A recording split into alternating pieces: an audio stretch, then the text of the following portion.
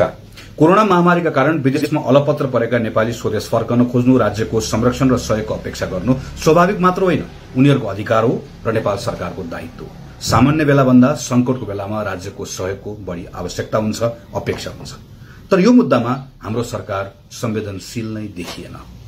महामारीका कारण कम्पनी बन्द भएर रोजगारदाताले निकालेर वा अन्य कारणले करारको अवधि सकिएर वा अन्य कुनै पनि कारणले अलपत्र परेकाहरूलाई तत्काल उद्धार, राहत तथा स्वदेश फिर्ताको व्यवस्था गर्न अनुरोध सहित विस्तृत कार्ययोजना बनाएर वैशाख 29 गते संसदमा ध्यानाकर्षण प्रस्ताव दर्ता गराएका थियौं। तत्काल संवेदनशील भएर सरकारले तदारुकता नदेखाउने हो भने स्वदेश फिर्ता हुन चाहनेहरूको संख्या बढ्दै जान्छ र संख्या जति बढ्दै जान्छ यसको व्यवस्थापन गर्न त्यति गाह्रो, जटिल हुँदै जान्छ भनेर मैले मात्र होइन, थुप्रै सांसदहरूले संसदमा सरकारको ध्यानाकर्षण गराउनु भएको थियो। त्यसको केही समय पश्चात ज्येष्ठ 12 गते सरकारले नेपाली नागरिकलाई स्वदेश आउन सहजीकरण गर्ने सम्बन्धी आदेश जारी गरेर स्वदेश फिर्ताको प्रक्रिया त शुरू गरे। तर नेपालको प्रचलित कानूनमा उल्लेखित प्रावधानको बर्खिलाफ हुने गरिकन अलपत्रमा परेका नेपालीहरूलाई आफ्नै खर्चमा महँगो शुल्क तिरेर आउनुपर्ने बनाइयो।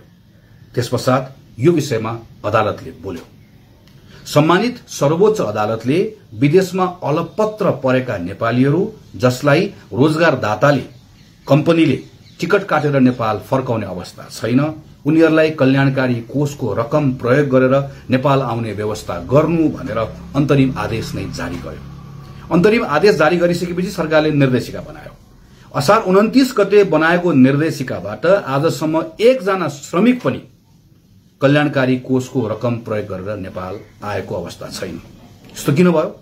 यो निर्देशिका नै यति जटिल र पेचिलो बनाइयो र अर्कोतर्फ कार्यान्वयन गर्ने निकायहरू यति गतिहीन भए जसको कारणले गर्दा कुनै पनि श्रमिकले यसको लाभ लिन पाएनन्। भदौ 25 गते करिब 62,000 जति नेपालीहरू नेपाल फर्किएका छन्, बाहिरबाट आएका छन्।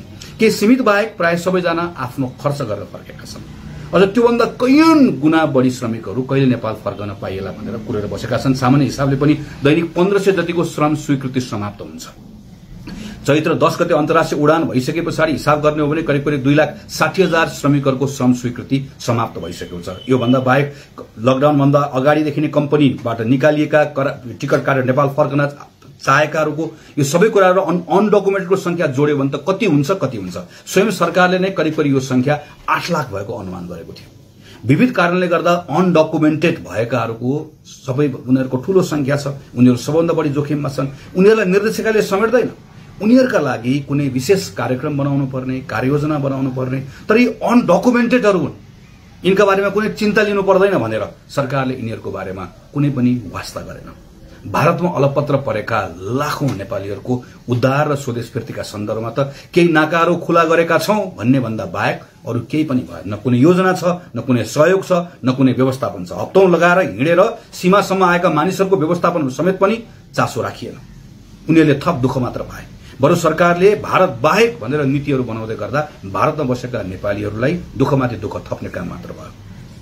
सकी नसकी चार्टर फ्लाइट लिएर नेपाल आउँछु भनेर भारतमा बसेका नेपालीहरूले भन्दै गर्दा पनि नेपाल फर्कनका निम्ति उनीहरूले अनुमति पाएनन्। एकातिर यति धेरै संख्यामा नेपाल आउनको लागि पर्खेर बसेका छन् भने अर्कोतर्फ फिर्ती प्रक्रिया हेर्ने हो भने पनि श्रमिकले पाइलामा शास्ति भोग्नु परेको छ।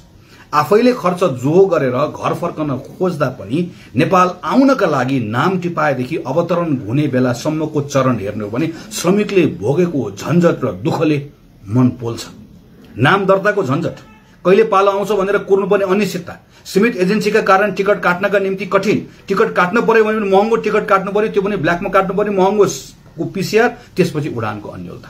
पटक टिकट काटेर पनि घर आउन नपाएको कारणले गर्दा आत्महत्या गर्नु परेको दुःखद समाचार हामीले सुन्यौं। यस्तो अवस्थामा श्रमिकले शास्ति भोगिरहँदा ट्राभलरले सिट छैन भन्छ, एयरलाइन्सहरूले फोन उठाउँदैन, कहीँ राजदूतावासहरूले सुनेको नसुनेको गरेको छ, पहुँचमा हुनेले मात्र टिकट काट्न पाएको अवस्था छ। यी सबै कुराहरूले गर्दा श्रमिकहरूको आक्रोश छताछुल्ल भएको छ, तर पनि सरकार मौन छ। सबभन्दा उद्वेग लाग्दो कुरा त जसको पसिनाले नेपालको अर्थतन्त्र चलेको छ, बेखर्ची भएको बेलामा सके तिनलाई निशुल्क नेपाल ल्याउनु पर्ने बेलामा, अहिले अप्ठ्यारोमा परेको बेलामा उनको घाँटी समातेर उनीहरू माथि नै ज्यादती गर्ने काम भएको छ। विदेशी एयरलाइन्सको भाडा दरका सन्दर्भमा केही गर्न सकिँदैन भनेर सरकारले भनेको छ होला, तर यहाँ प्रश्न विदेशी एयरलाइन्सको होइन, नेपाली एयरलाइन्सको भाडा दर एकपटक हेरौं त। सामान्य अवस्थामा कोरोना संक्रमण भन्दा पहिला नेपाल एयरलाइन्सबाट दुबईदेखि काठमाडौँ आउँदै गर्दाको भाडा दर 18 देखि 25 हजार सम्म थियो। चार्टर फ्लाइटको बेलामा 43-44 हजार बनाइयो। अहिले कति छ? 70 देखि 90 हजार छ।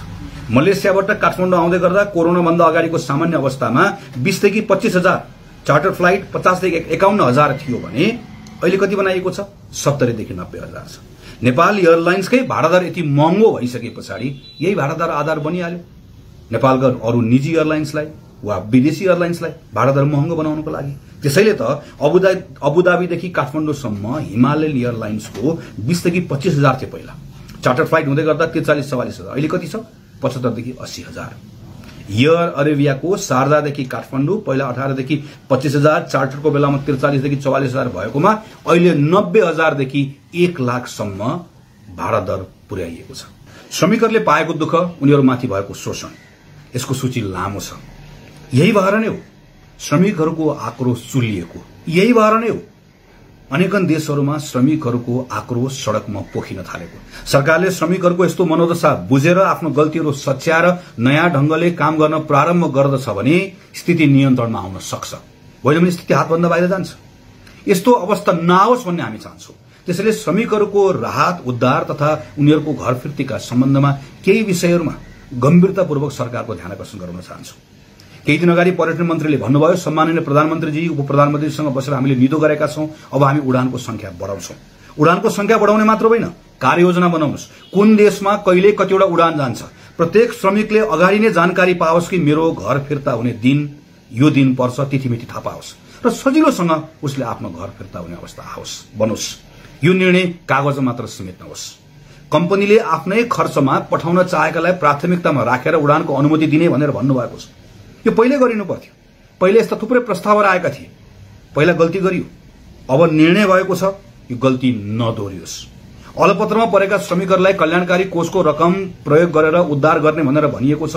यो पहिले निर्देशिकामा भनियो, अदालतले भन्यो, संसदले भन्यो, तर एकजना पनि आएका छैन। निर्देशिका नसच्याइकन यो अवस्था, यो अलमलबाट बाहिर आउने अवस्था रहँदैन। निर्देशिका सच्याइयोस्, सजिलो बनाइयोस् र त्यो सँगसँगै अनडकुमेन्टेड श्रमिकहरू जो सबैभन्दा बढी जोखिममा परेका छन् उनीहरूको उद्धार र व्यवस्थापनका लागि स्पष्ट कार्ययोजना बनाइयोस्, स्रोतको व्यवस्थापन गरियोस्।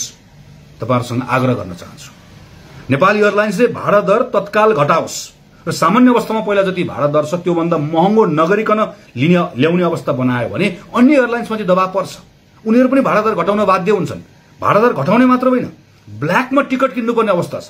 ब्ल्याकमा टिकट किन्नुपर्ने अवस्थालाई तत्काल खारेज गरियोस्। एयरलाइन्सले तोकेको भाडा दर भन्दा 1 रुपैयाँ पनि तलमाथि गर्ने एउटालाई पनि नछाडियोस्। कुनै एउटा एजेन्सीलाई मात्र हामीले काम गर्न दिँदै गर्दा अप्ठ्यारो आएको हुनाले गर्दा सजिलोसँग सबैले काम गर्ने अवस्था बनाइयोस्। स्वदेश फिर्तीको प्रक्रिया स्वास्थ्य सुरक्षाको दृष्टिकोणले अत्यन्त असुरक्षित छ। उनीहरूको स्वास्थ्य उनीहरूसँग मात्र होइन, घर फिर्ता भइसकेपछि परिवारसँग, समुदायसँग, तपाईँ हामीसँग जोडिएको छ। तर उडानमा आउने क्रममा र नेपाल आएपछिका प्रक्रियामा जुन असावधानी छ यसलाई तत्काल बदलियोस्, जसले गर्दा उनीहरू पनि सुरक्षित रहन्, हामीहरू पनि सुरक्षित हुने अवस्था बनोस्।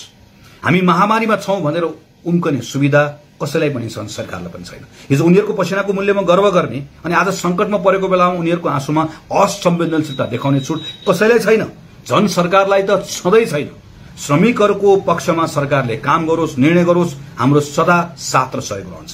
तर अहिले जस्तै अलमल रहिरह्यो भने श्रमिकहरू सँगै उभिएर सरकारलाई हाम्रो विरोध रहन्छ, हाम्रो प्रतिरोध रहन्छ। धन्यवाद। जय नेपाल।